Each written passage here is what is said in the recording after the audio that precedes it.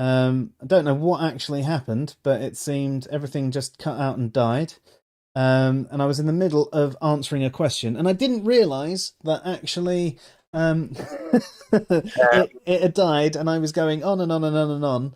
And I think I gave an amazing answer. I really did, and I'm not going to be able to do one as good as that.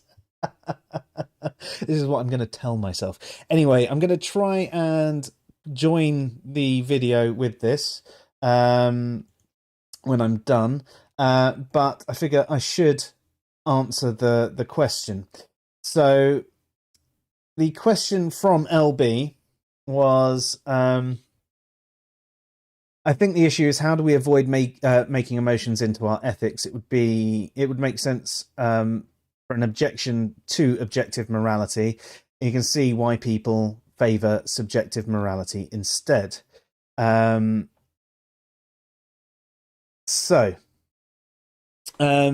as I was speaking about in the stream, I think that emotion is where it started. I think that's where, in the pre-morality state, this is where it all came from. But if we think about it from people, and if we're talking about subjective morality in the terms of moral subjectivism, I think that one is easily put to rest. So moral subjectivism is where morality is wholly subjective, and the truth maker is our opinion. So if a rapist decided it was moral to rape, it would be moral for that rapist to rape. That's their opinion. That is what moral subjectivism is. It's the opinion of that person that makes it moral to rape. But that isn't what would happen. I think pretty much everyone would say, no, that is immoral. And they would hold that rapist to a standard above their personal opinion. That shows that it's not wholly subjective. Some people might say that it's all a bunch of opinions. It's a load of different opinions, which I don't fully agree with. But even if that was the case, the second you're holding people to a standard above their personal opinion, you are showing that morality is not wholly subjective. So, from there, I mean, we can compare it to something like law. Now, laws are not necessarily morals. They're, so something that's illegal is not necessarily immoral. But and even though it's all intersubjectively agreed on, it isn't, our opinion won't change that law, right? We can't say, well, I disagree with that law, so therefore it's going to be, this should be legal, and therefore I'm absolved from committing any crime. And I think the same can be said for morality. Just because I think this thing is moral doesn't mean I'm not going to be held to a standard above my personal opinion. How we get to that conclusion, I think that there is still a little bit of emotion involved in it. So, for example, if we were to think about, so when we consider something immoral, we tend to think about it being something that is not tied, that goes against the purpose of morality. The purpose of morality, there are a bunch of different things that people might say, a cohesive, collaborative society, people being good and happy, and all those sorts of things. It basically all, whether it's the primary purpose or secondary, tertiary effects, it comes back to human flourishing, or maybe flourishing in general. But let's go with human flourishing. So anything that goes against that, you could say, is immoral.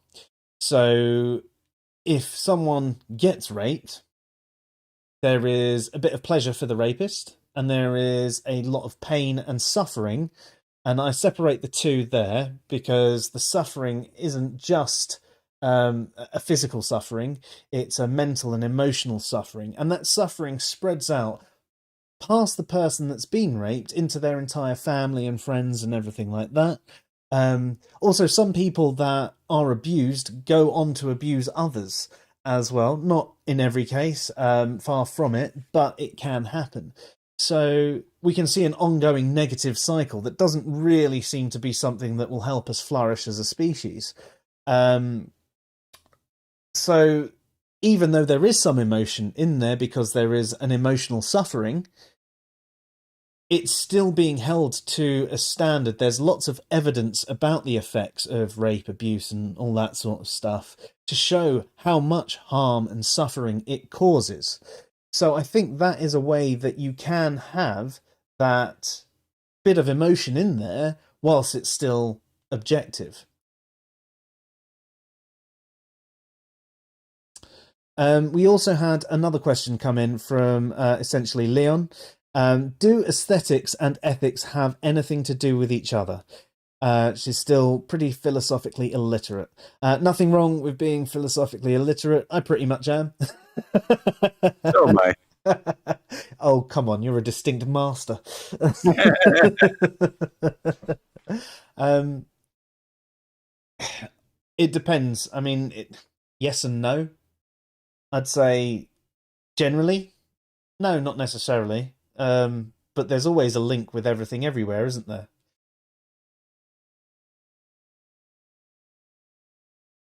Have we lost you, Dave? No. Sorry, I thought you were still. I thought you had more to say. No.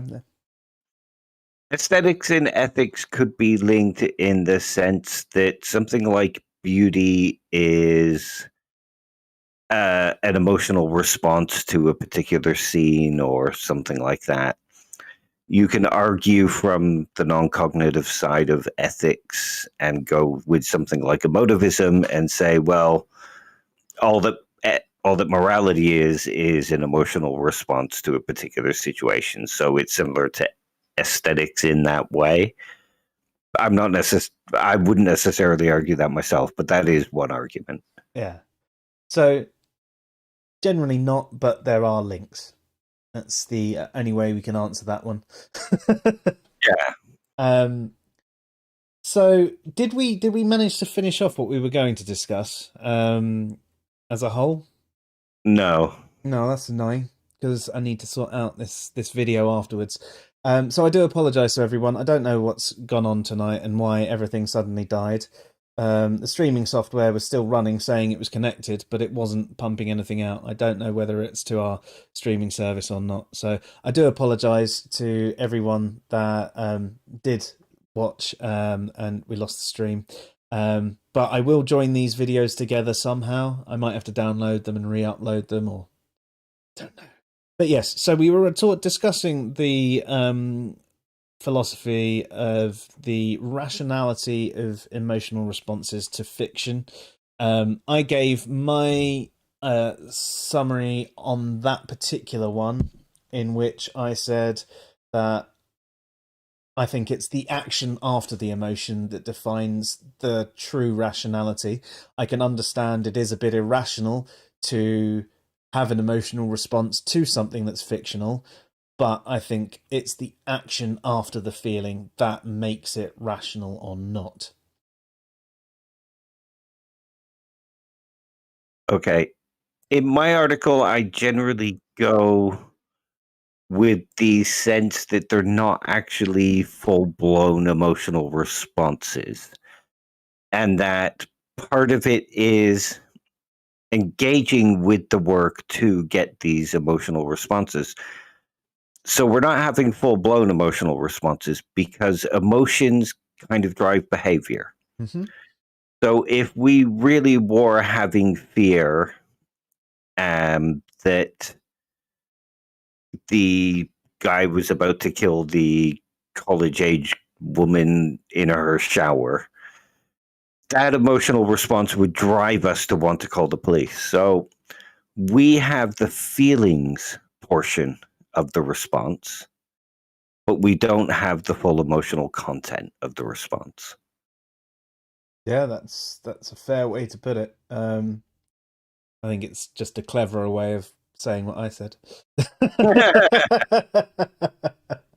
Well, no, because you miss out the feelings part and all that. I've got to do that a little bit more in depth. But that's basically the way a philosopher called Kendall Walton argues for it. He argues something called quasi emotions, where it's the feeling content of the belief but not the whole sort of intentionality and action guiding principles that come from emotion. It misses out those parts. Mm. We basically enter into what could be called a social contract with the filmmaker, where we will forgive him mistakes and we will engage with the work. We won't suspend disbelief. We'll actually pretend it's not real, or pretend it's real up to a certain point. Mm. And that's how we engage with the work. And of course, there's other ways to engage with it as well. Like if you think about Fight Club, you Mm-hmm. can engage with that in a purely kind of responsive way where you have these quasi emotional things, but you can also engage with the deeper questions that it's asking and engage with the deeper points that it's trying to make. Same with The Matrix or any film like that. So our responses to fictions aren't necessarily based entirely on these quasi emotions, meaning that there's still other rational responses to fiction. And those rational responses can drive our quasi emotions or even proper emotions, depending on whether, going back to you saying about us seeing our parents in the characters in the film. Mm. So our emotional response isn't to the fiction itself, but to the imagined scenario Mm. of your parents, and the intentional content is about the parents themselves, not the film. Yeah. Think of it like a chain of beliefs. Yeah. Yeah, that makes sense. Yeah. And I Well, think approaching it that way allows you to get a deeper understanding of how to engage with fiction as well. mm-hmm. Mm.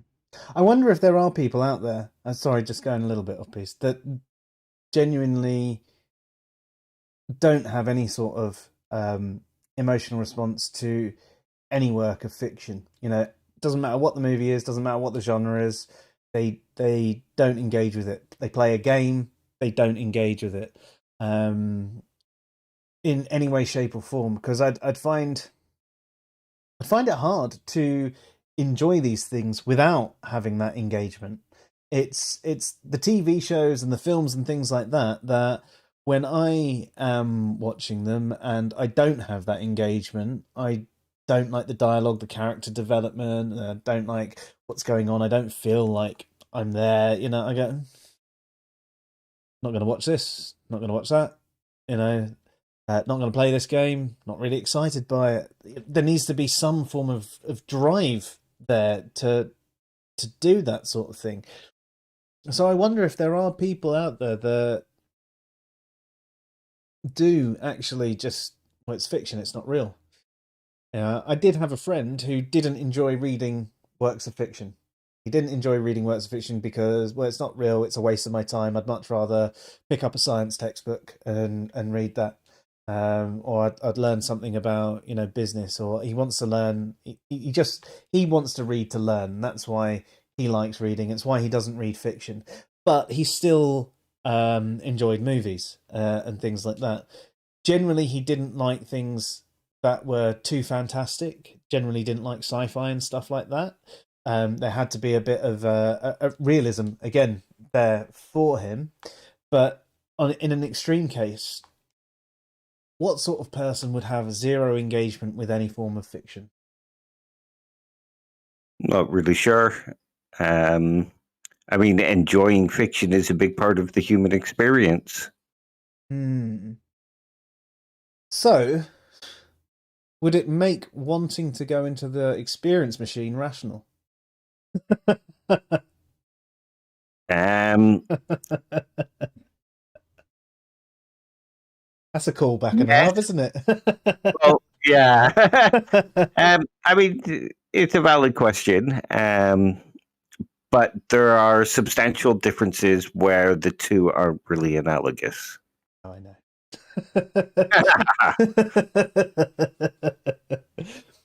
Yeah. Experiencing Oh, fiction is part. It's not the whole. We don't want our whole life to be fiction.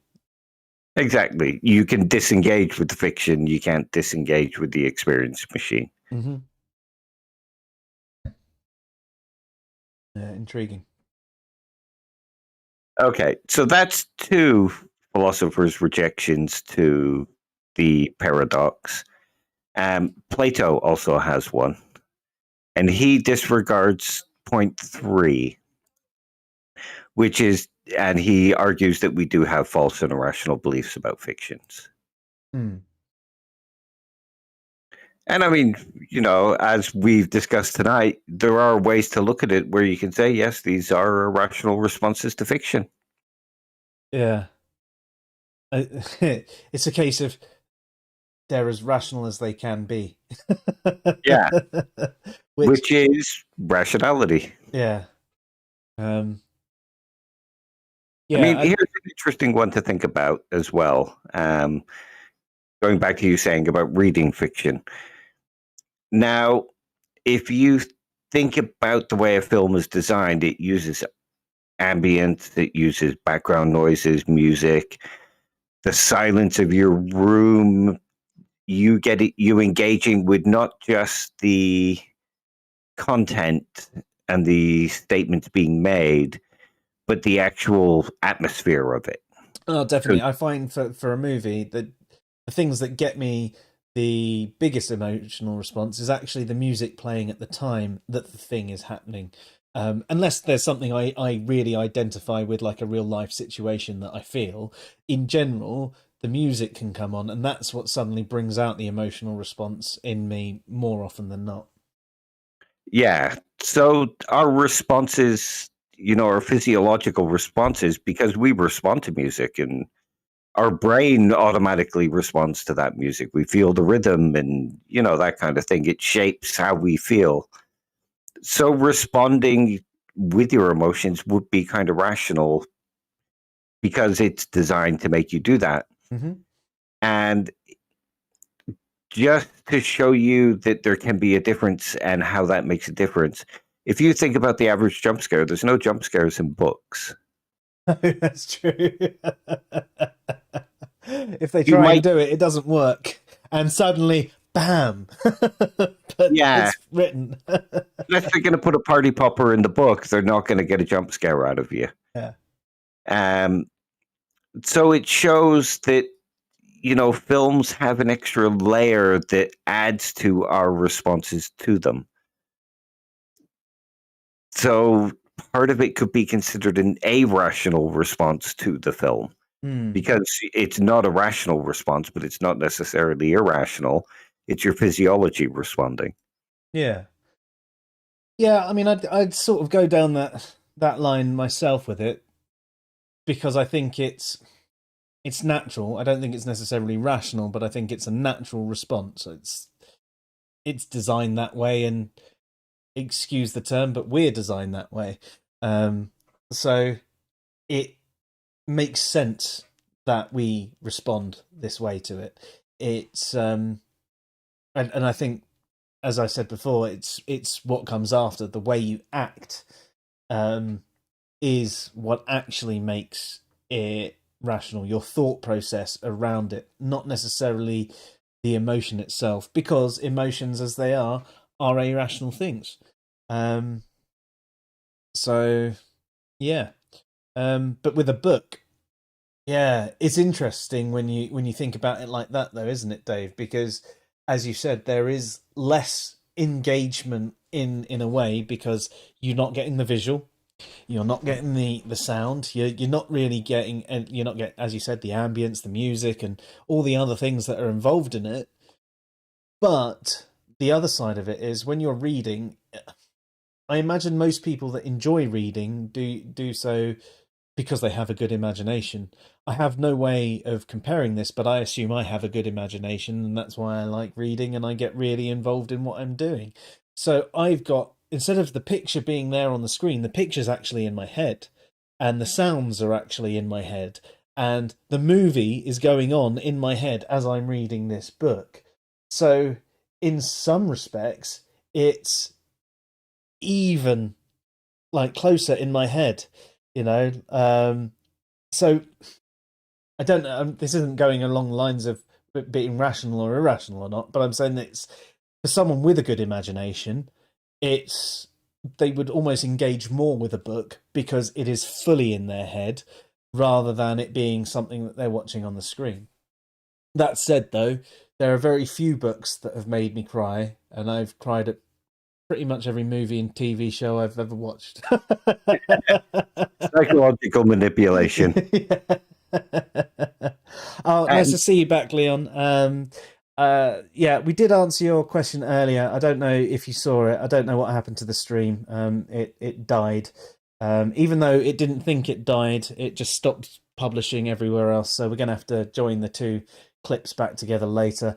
If you didn't hear the answer to your question earlier, then I will happily repeat what I said. And yes, atheist least favorite word, designed.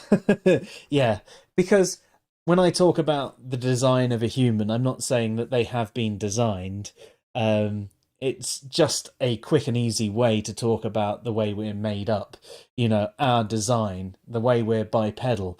But it is one of our least favorite words as atheists who discuss with creationists, especially because they talk about design. And then if you say the word design, they'll jump on you and go, you think it's design too because you said design. See, it's in you. You know deep down that we're designed. You're like, no, it's just a term that everyone uses and understands that when you're talking about the design of something, we're not necessarily talking about something that has been actively designed.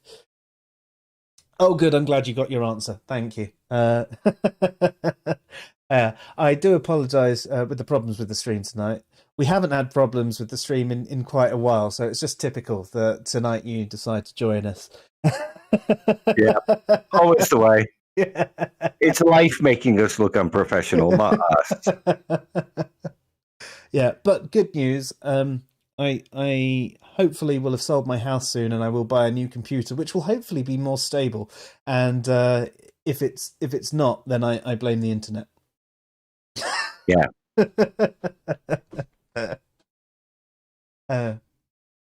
Was there another rebuttal, or is that the end of them? Those are the three most common one.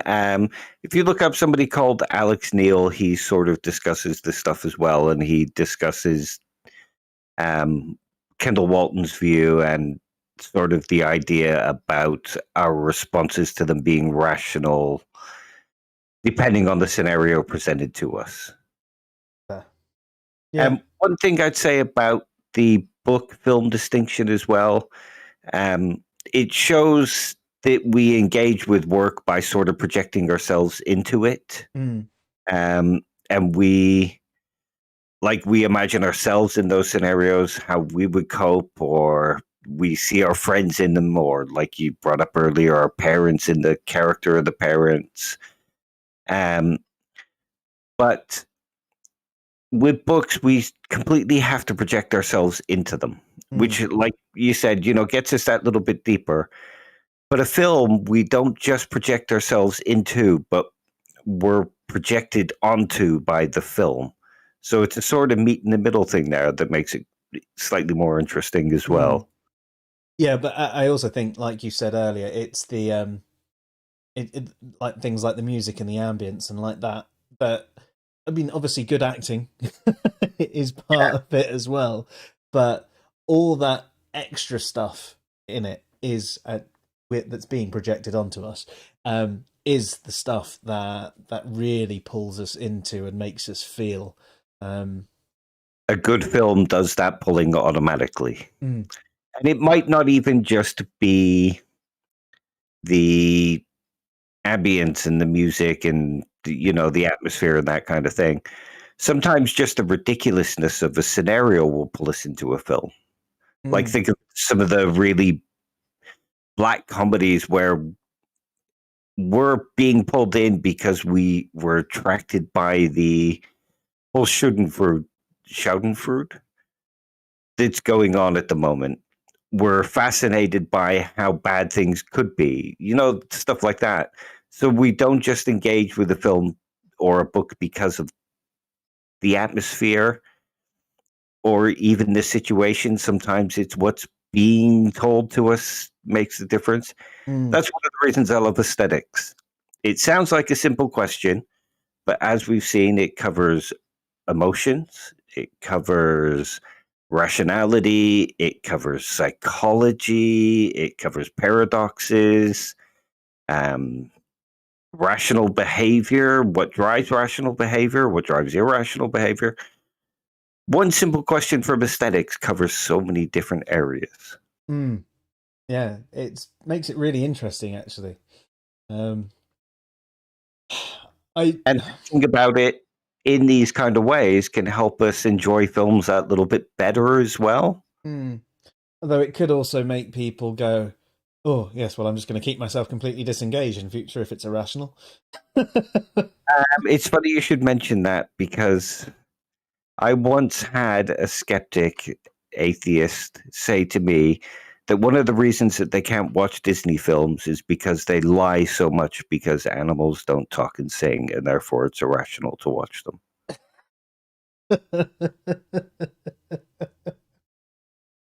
Okay, so doesn't watch any musicals or anything like that either, or any So I walked away from the conversation uh, because it's like now you're just trying to prove how rational you are that you can't even be fooled by films. oh yeah, the super smart rational skeptic, you know. Yeah, uh that is quite funny though. yeah. So you can have irrational responses to films in other ways too, as just presented. Hmm. You could say I'm not watching them because they're lying, but it's It's a film. yeah. I mean, they didn't at the beginning of The Lion King go based on a true story. It would be funny though. Yeah. Just fuck with people and put them at the beginning of certain Disney films. Make more work for Tim O'Neill. Yes. Yeah. I need to catch up with Tim actually. It'd be good to get him back on for another stream. Um, I think it's just unfortunate he's round the other side of the world. It can make it a little bit harder to agree on a time, can't it? Yeah. But yeah, I don't know if any of you guys know who Tim O'Neill is, but he runs a site called History for Atheists. He's an atheist himself. Um, he attacks history in the same way that we sort of discuss philosophy and logic and stuff like that. So where we might point out certain things that atheists get wrong in epistemology or something like that, he does the same about history. And there's a lot of bad history that we all accept just because of the memes we see and things like that. And he, like us, often gets called a theist troll and plenty of other names.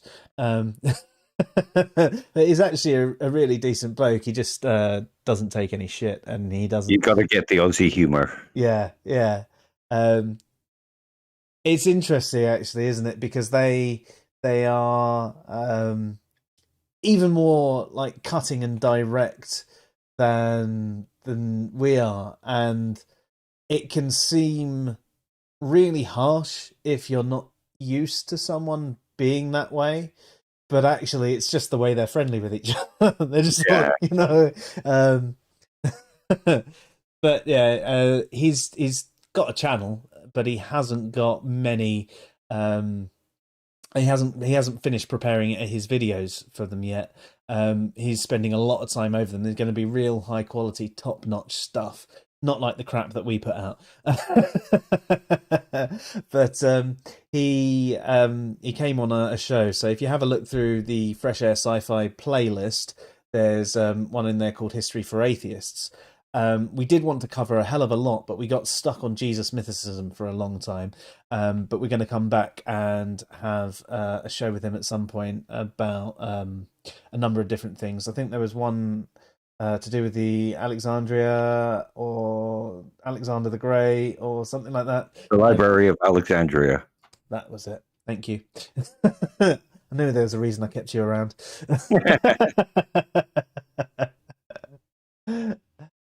But yeah, so yeah, check him out though. His site historyforatheists.com is really informative, and it'd be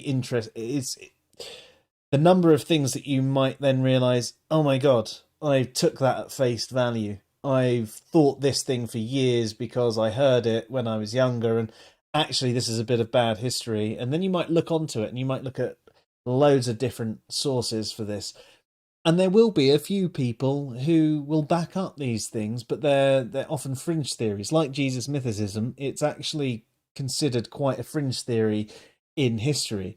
Um, History, especially ancient history, is really difficult to find any sort of evidence for anything. There's all a puzzle where you're missing at least half the pieces, and you've got to fill in the blanks as best you can. And some people might go, well, because there's a blank, it didn't happen.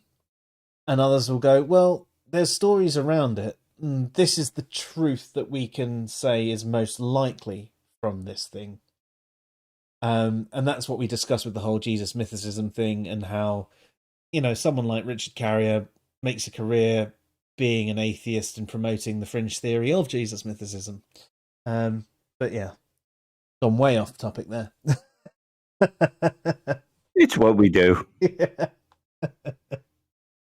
I mean, we've pretty much gone over the basics of the paradox of fiction anyway, and different ways you can look at the question, different ways to answer the question. A few of the more popular answers in the thing, giving some people to think about when they start thinking about how they respond to fiction. So if anybody wanted us to go deeper into, say, Kathleen Stock's response or Kendall Walton's response, we could always do that at another point. Yeah, of course. Just put a comment in wherever you see us, or contact us via DM or on Facebook at Answers in Reason, admin at answersinreason.com if you want to email, or just go to answersinreason.com and leave a comment somewhere. We've actually got a speak pipe as well on there, so you can leave us a voice note, which we can either play out on a live stream or we can include in one of our podcasts that we do. Which reminds me, I need to produce the next one of those. And yeah, in fact, I would like to know from all of you, if you can leave us a comment, what film or book or collection of films gave you the biggest emotional response? What was it, and why did it give you that response?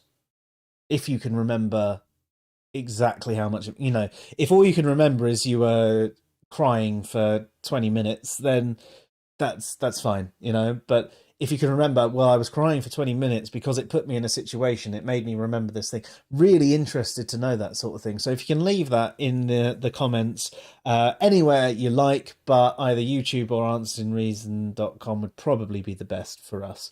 But yeah, interested to know what makes you feel in films.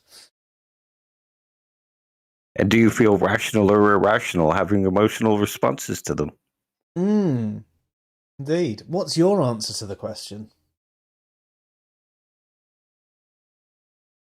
We've just had someone jump in. SM Fahad, subscribed to us in November, but first time you managed to catch us live. Nice to have you here. We're pretty much done for the night, unfortunately, but it's good to have you here. Yeah, thanks for joining us. Yeah. We've just been discussing the rationality of emotion. In 2 parts. Yeah, because we've had streaming issues tonight and it died, with about half an hour to go. So I will be correcting that problem and trying to join the streams together. I don't know if YouTube Studio has the ability to do that, or if I'm going to have to download and re-upload. But I won't bore you with too much more information than that, because why do you care? No one cares.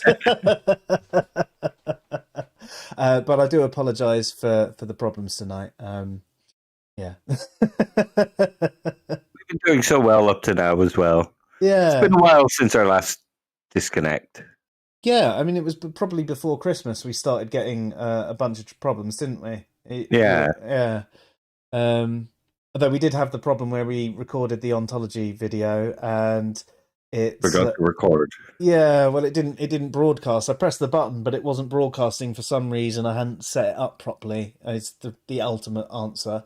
But I thought it was recording. But luckily, we got the audio. So there is going to be a Fresh Air podcast about ontological positions, but the accompanying video is not going to be there. So I'll just attach the PDF. We may re-record it again at some point in the future, but that was the second time we recorded it as it was. So I think it's probably best that we move on from that one. You got emotional watching the Beautiful Mind movie. Interesting. I've not actually watched that one. Have you, Dave? Oh. No. I remember one of the I mean, apart from Lion King, one of the most emotional I got in a film was Finding Neverland. I think I cried for the last 10 minutes of that movie. But the most emotional I've ever got in a film was A Dog's Purpose. I absolutely adore dogs. I love them to pieces.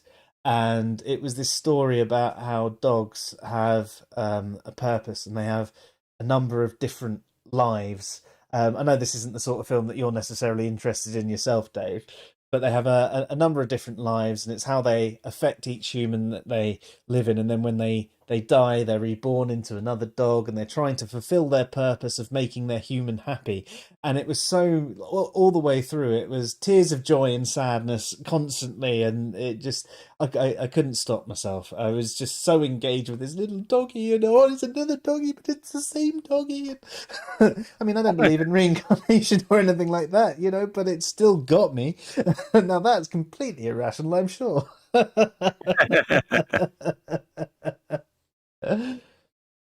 um yeah, so it's been a while since you've cried during any movies. They've been too stale for you.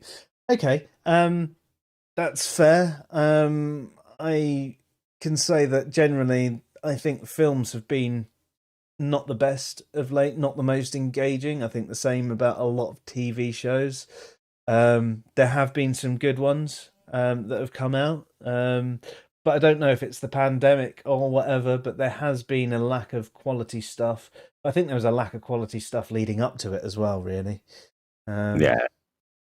hopefully, we'll actually have some good stuff. Like all the writers who are stuck indoors without anything to do because no production's going on, etc. Maybe they'll write something really, really, really good.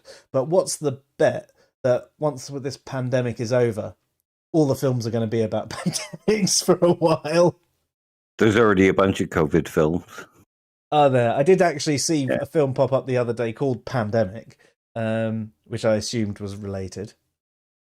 Yeah, there's like COVID 21, COVID 22, COVID zombies. There's a bunch of them come out recently. And not to mention the porn COVID-69. Yeah, guarantee you that's out there somewhere. Yeah, I don't know if there actually is one, but I bet if you type that into your search bar right now, you'll find something. What is it? Rule 23? If there could be porn made of it, it's there. Yeah. So, Beautiful Mind is a psychological drama based on a real life schizophrenic professor. Yeah, I mean, I can imagine it'd be a really interesting movie. Maybe it's one I need to check out. It was one of those ones that I think it came out whilst I was at boarding school. Not sure though, but around that time in my life where I was like, yeah, that looks like it could be interesting, and I just never got round to it. That was quite a long time ago. That one was but that's the one that you felt that made you the most emotional. So, what was it about that one that made you feel the most emotion, and why did it make you feel that emotion? And as Dave asked earlier, did you feel rational feeling that emotion towards it? There's a delay, Dave, so you're going to have to do a little dance. Oh, yeah.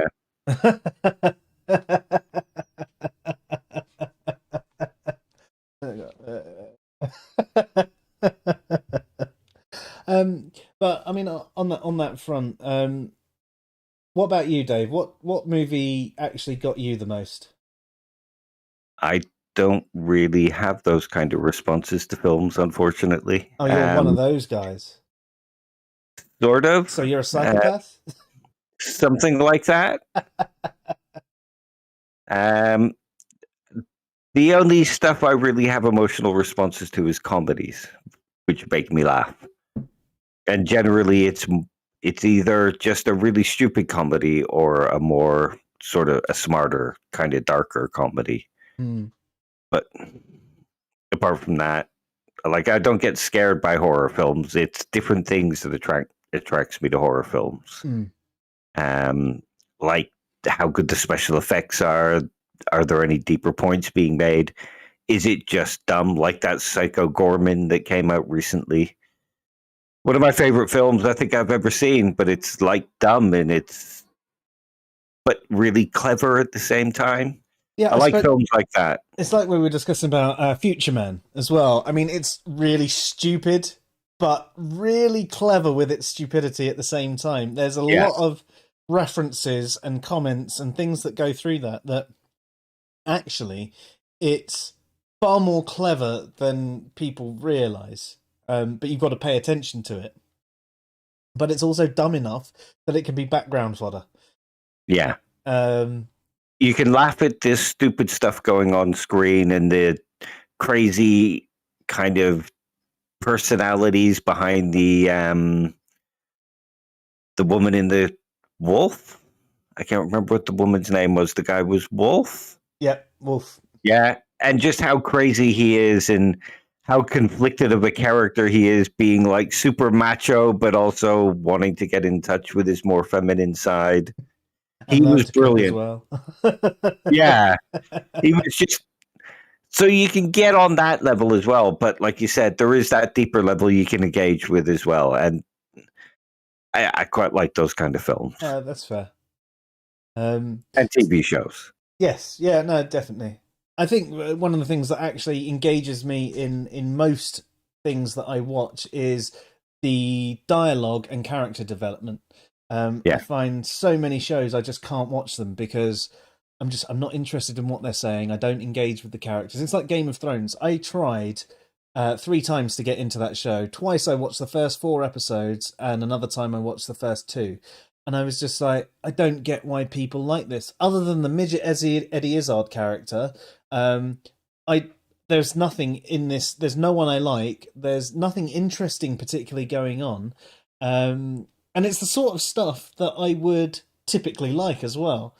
And people are always surprised when I don't like it. And it's like my friend that I was telling you about, who doesn't like his fantasy and sci-fi and stuff like that. He really liked Game of Thrones, and you're just like, well, why don't I see this? I mean, if we finally found a fantasy thing that you like, and I don't, what's yeah. what's wrong with it? I couldn't get into it either. I quite like my fantasy stuff as well, but I couldn't get into Game of Thrones. I watched the first season, like when it was reaching its peak. Everyone's like, "Have you watched Game of Thrones?" And it's like, "No." So I watched it, and I watched the first season. It was like, "Oh well, the first season isn't the best. You got to watch the second." So I watched the second, and then they were like, "Well, it's the third where it gets really good." And it's like, "No, yeah, no."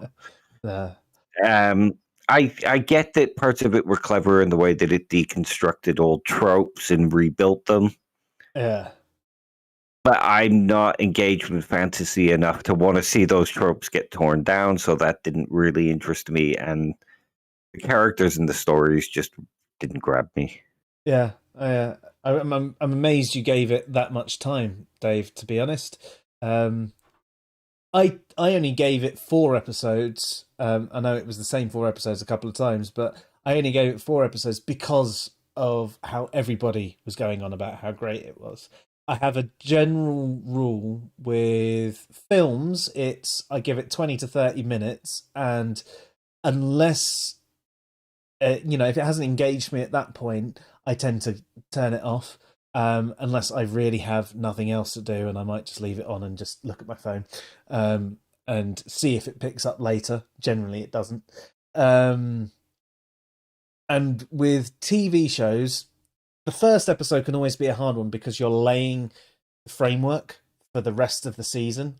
So I have a bit more patience for a TV show, might watch 2 episodes, and if it hasn't gripped me by the end of the second episode, I'll go, I don't know what people are going on about with this one. If I've got 2 episodes in and I don't like it, then it's not going to be worth my time. So we got a couple of responses on what we were just saying. So Fahad says he knows many people who are suffering from mental issues, and kind of first time you can understand what they're going through. Right, okay, so that's interesting. So what you found there was you connected with the movie because there are people in your life who are experiencing issues, but perhaps before seeing the movie, you didn't have a deeper understanding of their issues, and it brought some things to the surface that, I mean, there are movies that I've watched like that myself that sometimes have actually brought some guilt to the surface because I've behaved a certain way in a situation because that is how generally that situation would go. But because of the person's particular ontology, you go, oh shit, I shouldn't have behaved that way. And then you feel like a right wanker for being that way. Do we like the Inglorious Bastards type movie? Yeah, it's all right. I think Inglorious Bastards was probably overrated, but I do like those sorts of movies. Welcome back, LB. Sorry that the stream died earlier. You love the Lord of the Rings.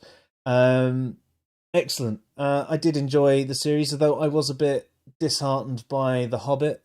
That's mainly because Martin Freeman, I don't particularly like him as an actor.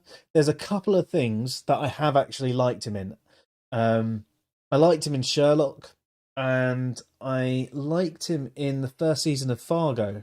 The first season of Fargo was the first time I actually had respect for him as an actor because he didn't play Martin Freeman in what he was playing. Yeah. Everything else, he's always been Martin Freeman, and that's just it. And so Martin Freeman as Bilbo, rather than it being, this is Bilbo, it was just like, you've ruined these prequels for me. Fuck you.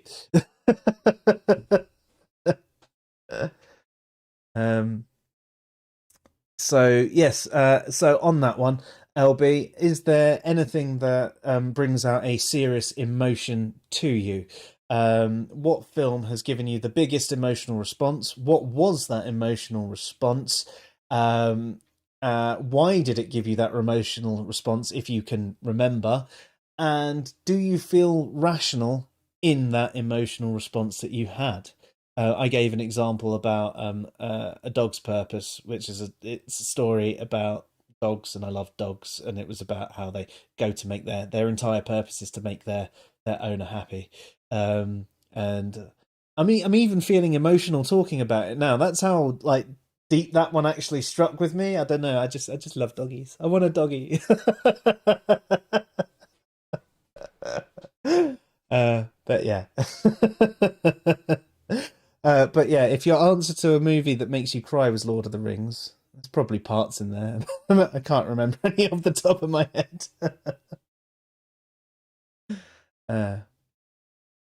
So, if there aren't any further ones, if you don't have any movies off the top of your head, LB, that you can think of, don't worry. You can always hit us up in the comments after the video.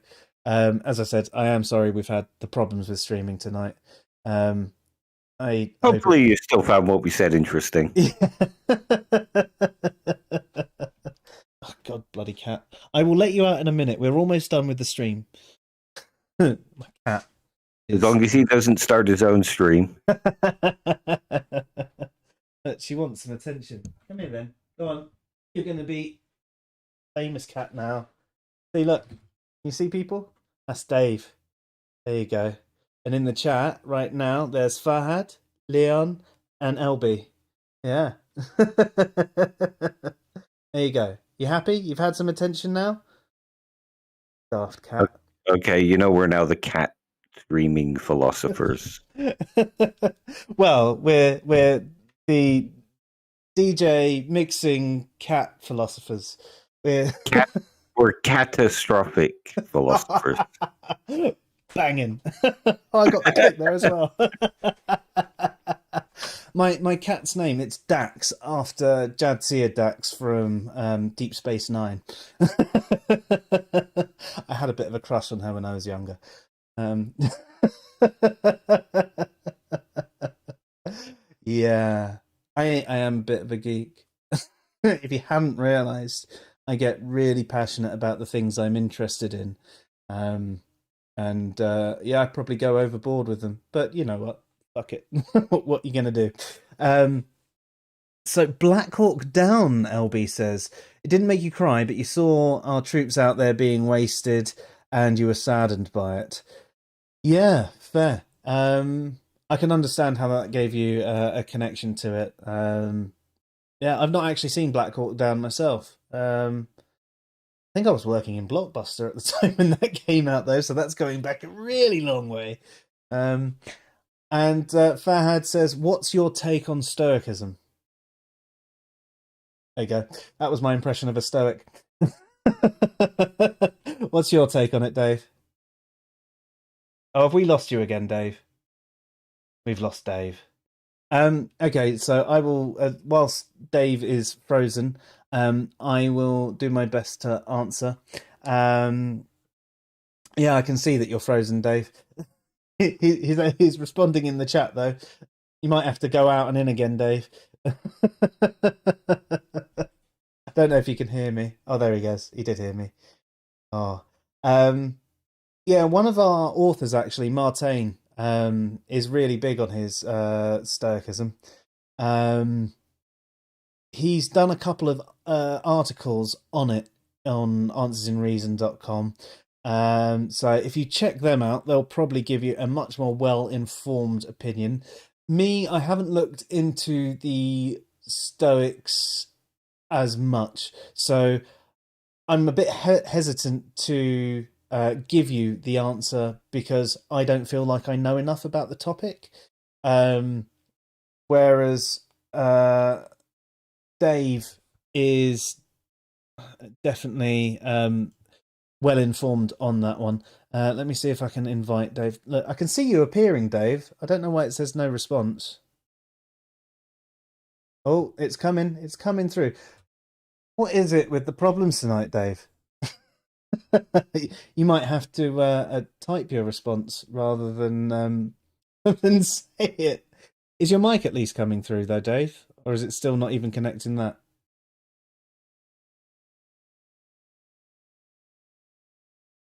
I think that we're just we might have to draw a line in the sand and realize that tonight we've suffered more issues than we've had since we started streaming. And maybe it's just uh, something for us to actually realize that we'll stop for the night and we will come back in the future. So I am really sorry that this has happened. I mean, not only did we lose connection earlier, but now Dave is completely frozen. Oh, look, it looks like he's coming through again. No, no. Okay, so next week we are going to be covering off. We're finishing off the Mino on Tuesday, and we are going to. I don't know what we're going to do Thursday.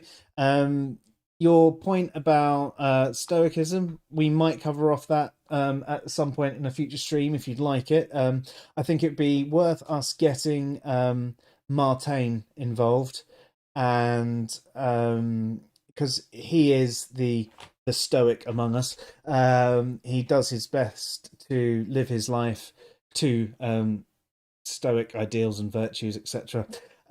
So I think that he would be the best informed in that situation. So if you are interested in Stoicism, let us know. And in fact, actually, Fahad, as you were the person who asked the question, if you let us know sort of times you're usually free, we'll try and book that stream in around when you would be. You just asked, do we have a Discord channel? Yes, we do have a Discord channel. So we're actually playing everything through Discord right now. But what I do have is an invite link that I can give you. So let's see if I can find the server link. Do you know, it should be easy. I mean, it is easy. It's just I actually find Discord a little bit confusing. But yes, so I will put this through the chat, and there are where is it? Where's share? Where is share? Answers in reason. Invite people. There you go. Copy. There you go. I'm going to put that in the chat for you right now. You can join our Discord channel if you want. I do apologize again for the issues. We do tend to just check Discord when we're going live on Tuesdays and Thursdays. So, but we will try and respond to you in the meantime. Thank you so much, everyone who joined us. It's great to see a couple of new faces in the chat as well. Always great to have you lot here. Thank you to everyone who's watching on the rerun. Again, so sorry for the issues tonight. I don't know what's caused them, but there you go. Hopefully we'll see you fly into our channel on Discord, and have yourselves a fantastic night. You have been watching the Fresh Air Sci-Fi Show. I'm Joe. That was Dave, but he can't speak for himself right now. We've been discussing the philosophy of emotion, and you can see that our usual streaming times are Tuesday and Thursday at 8 p.m. GMT.